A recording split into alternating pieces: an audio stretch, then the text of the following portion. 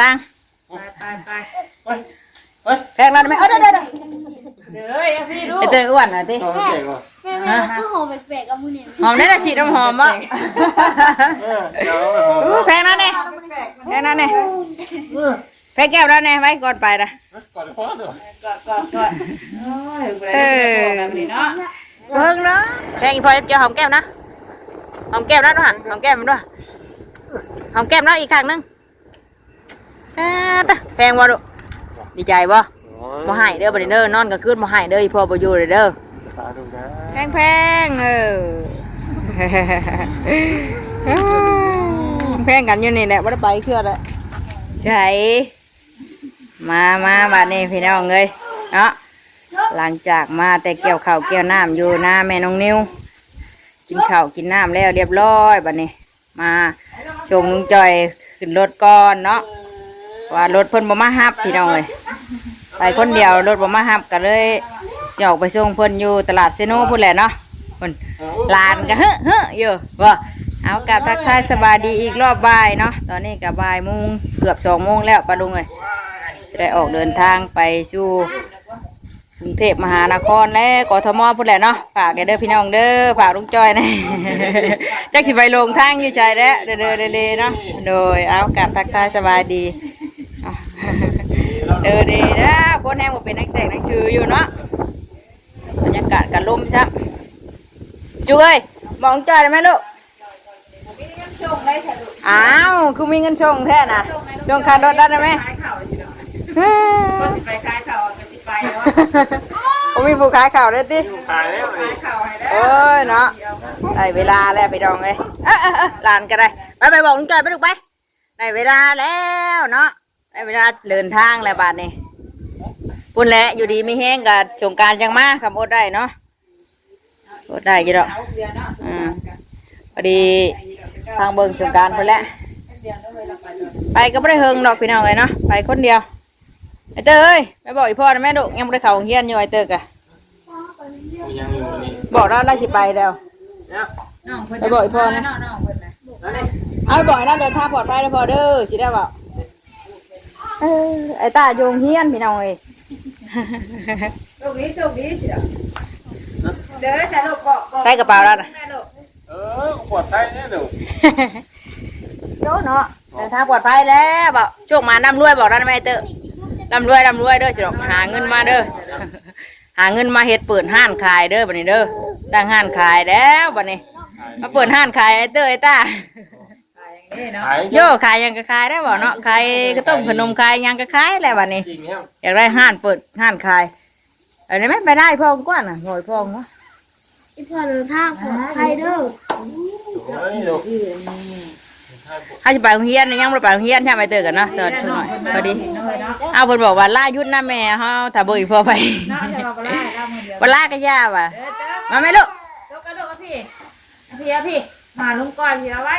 ไปบอกแล้วบอกอีพ่อไปฉันได้ยังไปแน่มีแต่ของฝากพี่น้องเอ้ยเนาะเต็มอยู่ของฝากหมู่คู่อยู่น้ำกันนั่นแหละเพราะว่าเพิ่นเฮ็ดงานน้ำกันแต่มีหมู่บ้านเฮาเนาะมีหมู่บ้านเฮาหลายคนแล้วก็ผู้หนึ่งผักผู้หนึ่งผักแน่นึงอยากกินของกบของกินแนวอยู่แนวกินบ้านเฮาก็เลยฝากลงไปบ่ถือไฮโมมันกับโพดอยู่ร่วมกันเนาะ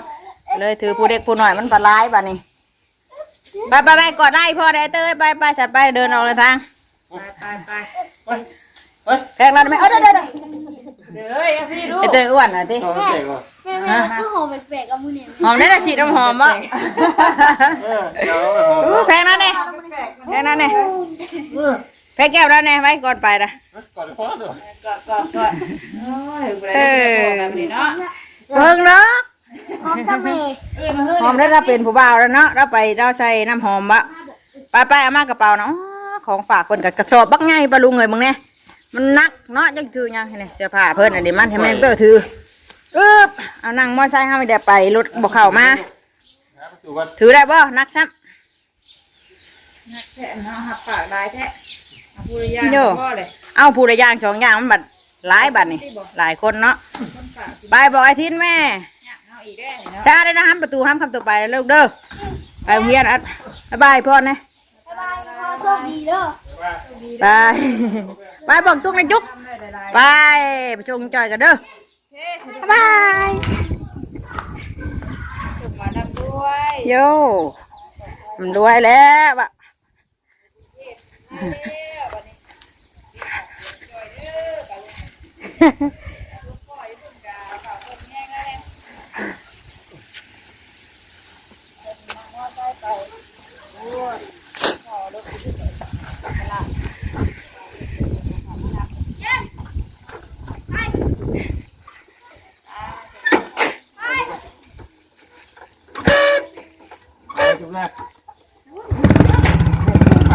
ไปเอิ้นบอกป้าหน่อยแม่ไป สบายดีนะสบายดี สบายดีตอนนี้ ไปลูกไปก็ไปรับถ้ารับไปตามมาเลยแล้ว ตาย่อยน้ำตาละ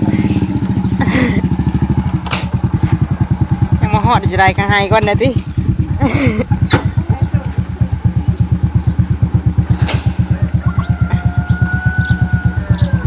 ใช่ได้บ่ไปบ๊ายบายไปในร้านบ๊ายบายนะบ๊ายบายทุกใจลูกบ๊ายบายอัดประตูให้บ้านเด้อไปอัดประตูกัน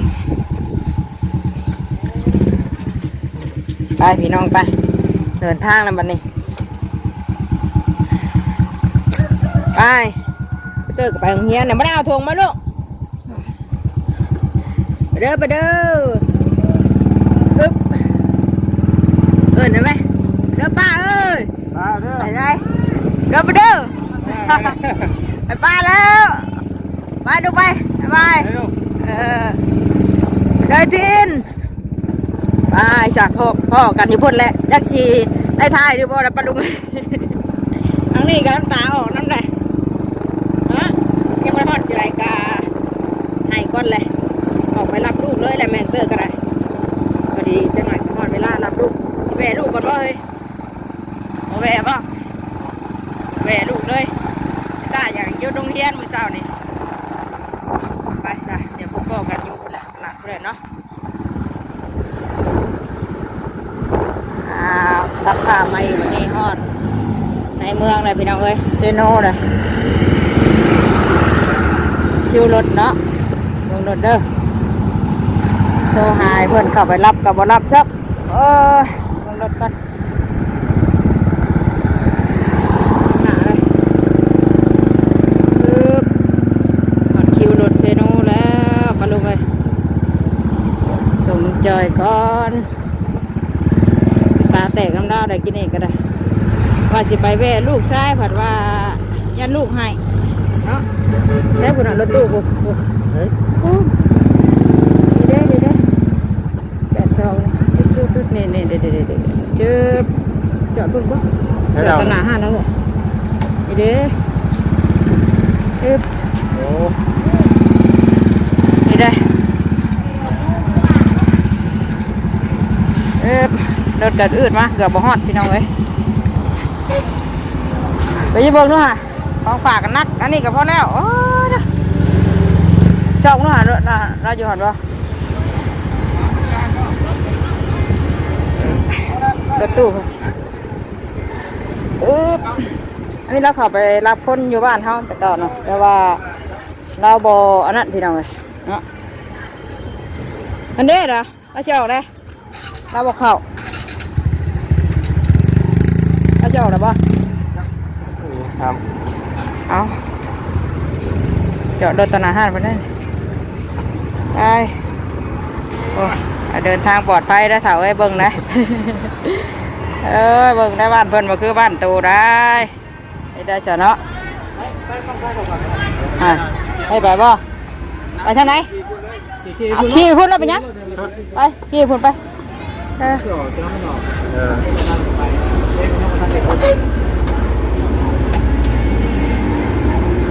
ปลงแล้วขึ้นรถก่อนเอาขึ้นหน้าขาข้ามพี่น้องเลยใครเห็นกระทักทายเบื้องด้านแน่เนาะ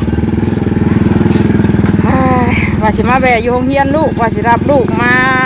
หันนั่นเพิ่น ยันลูกให้ยันพ่อให้แน่อย่าเลยว่าญาติดอกคนเนาะสี่แยกพี่น้องเลยสี่แยกบนทางแยกเลย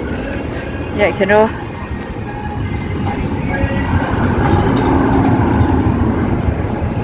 มีแต่ของฝากเต็มอยู่นะของฝากกันแหละเนาะ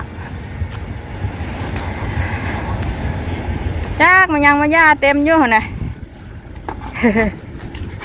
ไปเราจะออกเลยมีคนนะจะสองจังมุงแล้วเนาะตอนนี้ก็2:30นะพี่น้องว้าหอนเด้กินข้าวกินน้ำอิ่มเรียบร้อยไปเป็นที่ไรกับเบิ้งนะโทรมาคำฮอดก็ได้เบิ้งไงเป็นหันนี่ก็ได้เอานอนบอดอยู่โชคดีไปเจองานดีๆจะนายดีๆรถพุ่นนี้ใช่ได้ยังหมอบ่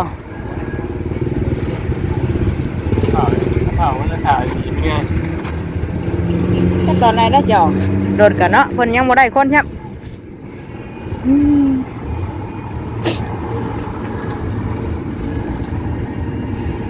ดมซ้ำเนาะฮะชื่อเปียกเปียกไหมไปชื่อรถแล้วชื่อใช่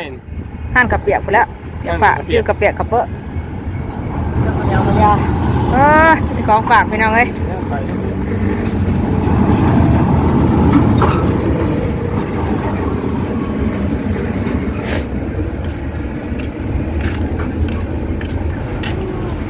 อยากกิน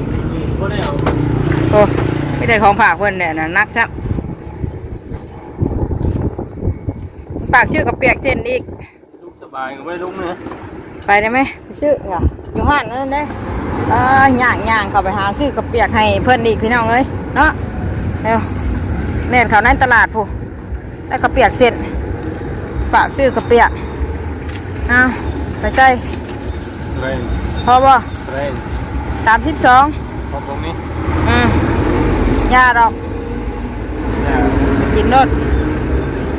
อย่างนี้ต้องเผาได้เนาะใช้รถยังหมอกบ่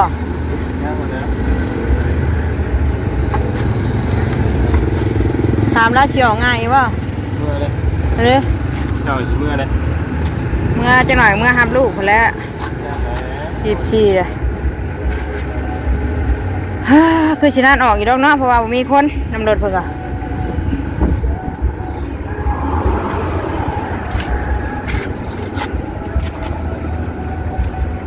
น่าจะออกจากมุ้งมาถามนะ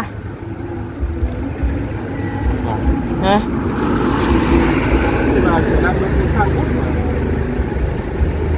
จะโทรถามเนี่ย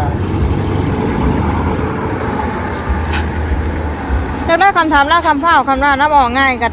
ไปเลยไปก้อนเลยทำให้มีรถไปบ่มีคนต้องถ่าคนนี่เอามาถ่ารถโดยสารกันยังบ่มีคนพี่น้องเอ้ยเนาะอย่างมึงยังไม่กินถ้าได้ดงแต่เก่าเขาลงฮอดลาน100วันนี้ครับแต่เมื่อรับฮอดบ้านก็100ติมันหาลงมาพี่ก็100อ้าวไปเดินทางปลอดภัยจ้ะหน่อยมือหับลูกแล้วบัดนี้ใบสิพาไปรับลูกมากับบนะ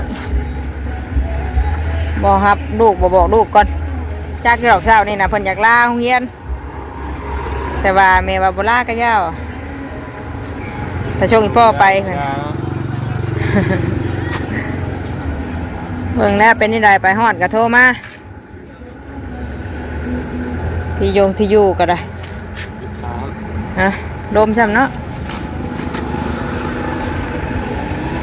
โอ้เลยสงบเดียวเลยรถมันมาขึ้นติเมื่อยกดเอาสู้ๆเพื่อครอบครัวเพื่ออนาคตที่ดีเยอะเนาะได้ดีแล้วไล่แต่พ่อชื่ออยู่ชื่อกินนั่นแหละให้ดีได้ใช่จะได้ยังกับบ่ได้บ่พ่อสิได้เสียงหายไปตู้ได้อ่านได้บ่บ่แล้วรอ หารถคนหาคนมาเมืองเตอร์ก็ได้เวลาไปรับลูกแล้วปะลุงไงเนาะนี่ก็มาส่งทางลุงจอยเพิ่นออกเดินทางจากชิมเมจากโมงแล้วตอนนี้ก็สิ3 โมงแหละ46เลย2:46 นาทีเลย 3 มื้อดิ จากสิฮอดพุ่นจากสิแม่นจากโมงแล้วพี่น้องเอ้ยเนาะจากสิฮอดจากทุ่มแล้วจากตี 4 ตี 5พุ่นแล้วแต่เก่าไปโชคมานนำด้วยดีมีเฮงโคตรได้กะพังเบิ่งพุ่นแหละสงกอกสงกรานต์พุ่นแหละสิเดินหาจังมากบัตรกะจักดีได้เอาบ่บัตรเบอร์นะ เอาละ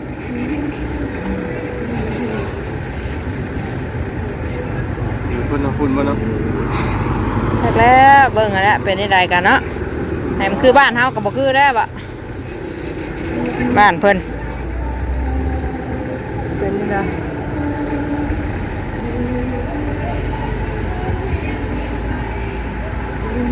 รอเบิ่งก่อนจ้ะพี่น้องจักหน่อยก่อนคำว่าฮอดเวลาก็ไปก่อนเพิ่นนะเพราะว่าเดี๋ยวไปรับลูกอีกนั่งถ่ายแล้วจะนั่งอยู่รถพุ่นแล้ว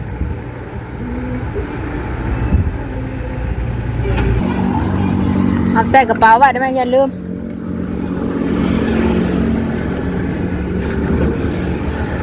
นักของฝากกับพ่อแล้วติ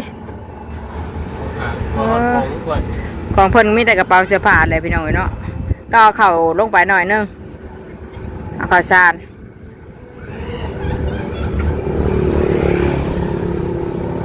จักมันยังไม่ยาวจักหน่อไม้จักพี่ช้างหลายอย่าง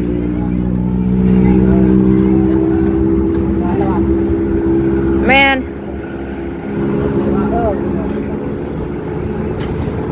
ใช่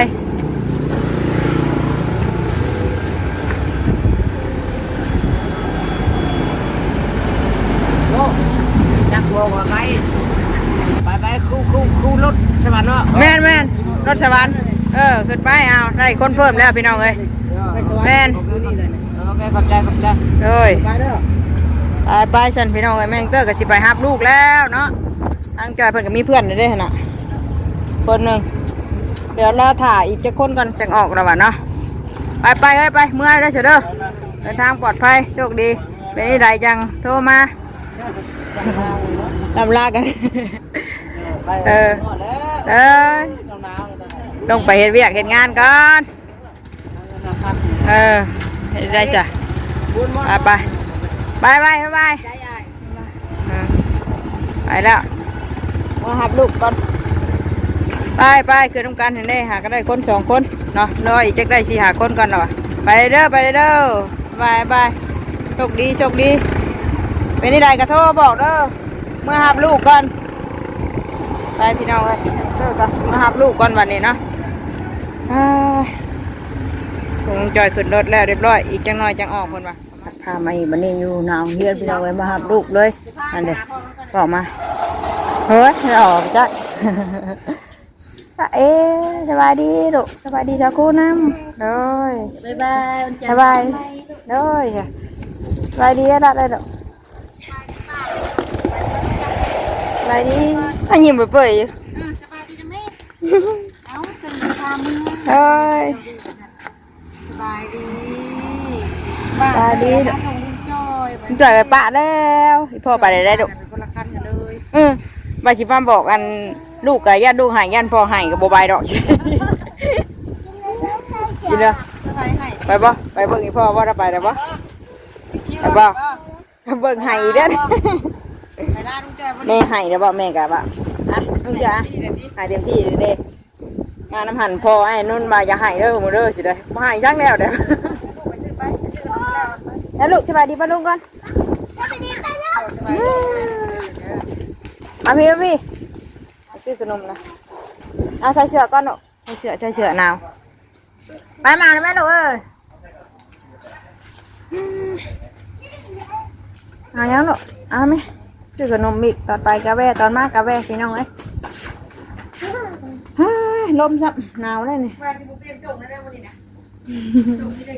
เพื่อนดิน้องเกี่ยวเขาอ่ะเอาไว้ลูก ไปเขาไปเบิ่งพ่อจ้า เอาขนมใหญ่แท้น่ะเงินบริจุบด้วยฮะเงินบริพอด้วยฮะเงินบริจุบเงินบริพอด้วยฮะเอาไว้ดู ใช่ไหมอ่ะ ยาแนวหวานเด้อมันเป็นวัดบริเวณเด้อบันนี้เด้อกันได้เวนี่แหละไปช่างเดี๋ยวโทรถามมึงนะก่อนนะไปเดี๋ยวไปจ้างโทรเบิ่งดูฮานสิไปหาพ่อเด้อเพิ่นน่ะเอามาไว้อย่างละแล้วว่าหายยำหลังแล้วนะมันไม่หรอกเอาได้ไหม ใช่ไรค่ะ ได้เลยนี่เด้นี่หนังเงินเนี่ยอันน้ำปลานี่เด้ดินได้เลย ใช่ไรแม่ แม่นบ่ถามได้เลย10,000บ่ให้เพิ่นลูกแม่ของได้ เอาเงินไหนละเอาเงินได้แต่ว่าลูกน้องได้เดี๋ยวได้ ขอบใจป้าแล้วไม่เราจ่าย เด้อ ไม่ใช่เราจ่ายคือ ไปเอาขึ้นน้องบ่จักพันของอ้ายกะ10คือกันเอาลูกเอาเงินให้เพิ่นโอ้ยแม่เอารถมาคนละคันโอ้ยไปมาลูกไปเอามาไอ้ตาอยากมาลาพ่อพี่น้องเอ้ยพ่อว่าดูสาวไปอยากไปน้ำลูกให้ลูกเห็นแน่ว่ายังมาแม่บอกว่าพ่อสิไปเองแต่ยังอยากมาอีก เอ้ยสบายดีแล้วไหมไปกอดบ้านมานี่โอ้ยอยากกอดพ่ออีกน้องเมื่อเดียวบอกลุงใจเด้อว่าน้องว่ะไปได้ไหมลูกบอกพ่อได้ไหมมาพี่มาโฮมพี่ไหมมาโฮมพี่ลูกอยากล่ากันอยากล่าพ่อคนน่ะพ่อเราอยากล่า พ่อยังไม่อยากไปหาลูกยังลูกหายใช่ป่าวไปซื้อถุงกระเป๋ายังมาออกอยู่ดิว่าจะเจอหรอยังได้รถที่ ถามว่าไอ้ลูกนี้ บอกร้านเลยลูกเดินทางปลอดภัยเด้อจ้ะเอ้ยโชคมานเงินเด้อพ่อเด้อ โอ้ย เอาแพงอีพ่อได้หรอแพงอีพ่อเจอหอมแก้มนะหอมแก้มนะด้วยหอมแก้มมันด้วยหอมแก้มนะอีกครั้งนึงแพงบ่ลูกดีใจบ่บ่ให้เด้อบ่ได้เด้อนอนก็คืนบ่ให้เด้ออีพ่อบ่อยู่เลยเด้อ ตาดูแล้ว รถยังมออกติพอดีแม่บอกว่าอีพ่อถ้าไปได้น่ะนะกายจากไปหาอีพ่อ พ่อไปหาลูกว่ายันไข่เยอะไข่เยอะลูก ญาติให้ญาติลูกให้บ่ได้ญาติพ่อให้ญาติพ่อได้ให้ดิมาพี่ลูกมาอยู่พี่ยังมาพี่โอ้ยรถก็ยังมออกอยู่เนาะยังได้จะคนแล้วบัดนี้3 คน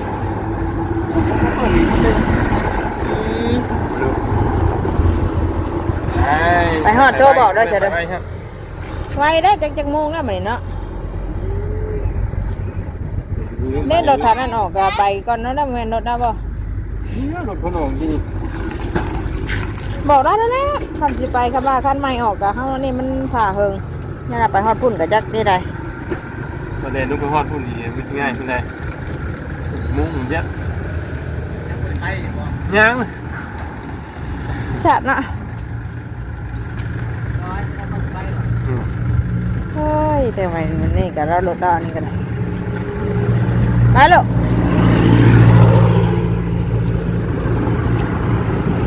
เมื่อบ่เฮากะให้พ่อถ่ายดิได้จะหน่อยรถออกไปบอกได้ไหมบายบาย ปล่อยมือเลย บายค่ะ เย็นมันร่มอยู่ บายบายแล้วลูกยอดเด้อจ้ะหาเงินได้หลายจังมา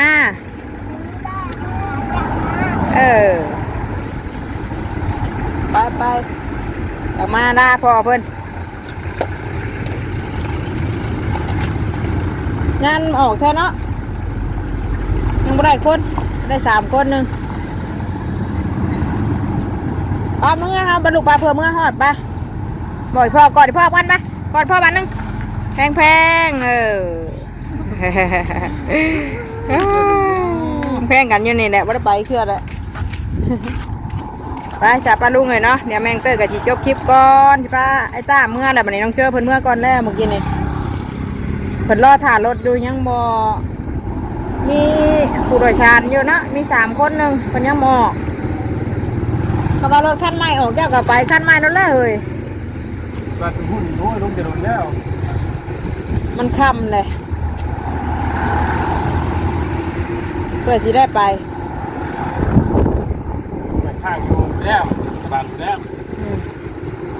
ค่ะชงคนอีกดิไปหาบ้างเลยหารถบางคันไหมเหรอโยมบ่มีรถกาผู้โดยสารบ่เต็มกับบบ่ออกได้บ่ไปซาปาลุงหน่อยเนาะเดี๋ยวแม่นก็จบคลิปอยู่นี่เลยแล้วไปพอกันอีกคลิปหน้าเด้อคลิปนี้ไอ้ต้าเพิ่นก็อยากมาลาพ่อเพิ่นยันพ่อไปปะพ่อว่าบ่อยากไปหาลูกยันลูกให้ยันพ่อให้ลูกยังอยากมาอีกอยู่ไปฉันลาแล้วสบายดี สบายดี โอ้ยสบายดีลูกล่ะ